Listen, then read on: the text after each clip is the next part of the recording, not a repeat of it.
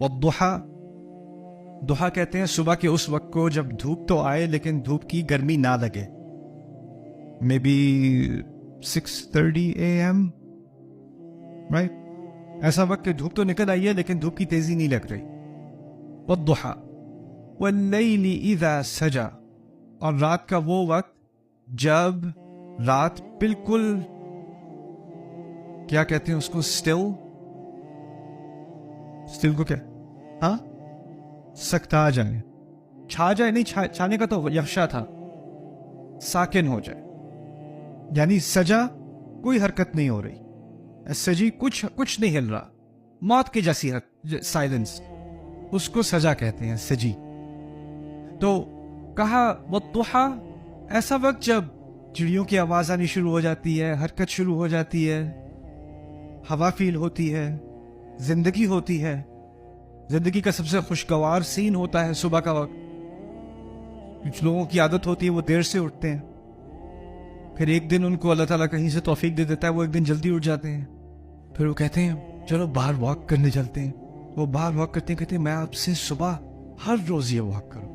کیا زبردست موسم، مجھے پتہ ہی نہیں تھا کہ ایسا موسم ہوتا ہے صبح کا. وہ ایک دن کا بخار ہوتا ہے، اس کے بعد وہ اتر جاتا ہے، لیکن کیونکہ ضحا میں ایک عجیب زندگی کا منظر ہوتا ہے. وہ آپ جب اس کو ایکسپیرینس کرتے ہو تو وہ باقی پورے دن کی طرح نہیں ہوتا، اس کا ایک الگ مقام ہے پورے دن میں. اور رات کا سب سے ڈپریسنگ وقت کیا ہوتا ہے؟ جب سب حرکت بند ہو جائے. میری کچھ فیملی ڈنمارک میں رہتی ہے، تو میرا ڈنمارک میں آنا جانا ہوتا ہے کافی. تو ڈنمارک میں ایک سیزن آتا ہے کہ رات 3:30 بجے یا 3 بجے دوپہر کو رات شروع ہو جاتی ہے، وہ اگلے دن 7-8 بجے تک، 8 AM، رات ہی رات.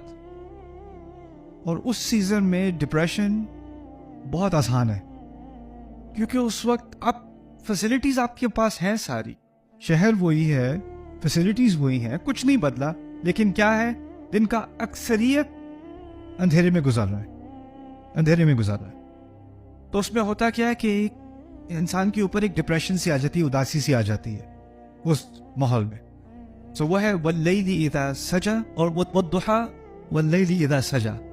اب ان دونوں کا اشارہ، ان دونوں قسموں کے بعد اللہ تعالیٰ نے کہا یہ ہے جواب القسم، جس کو مقسم علیہ کہتے ہیں. ما ودعک ربک وما قلا، آپ کے رب نے آپ کو الوداع نہیں کہا، اور نہ ہی وہ آپ سے ناراض، نہ ہی وہ ناراض ہے. اللہ تعالیٰ اپنے رسول سے کہہ رہے ہیں کہ نہ آپ کے رب نے آپ کو الوداع کہا ہے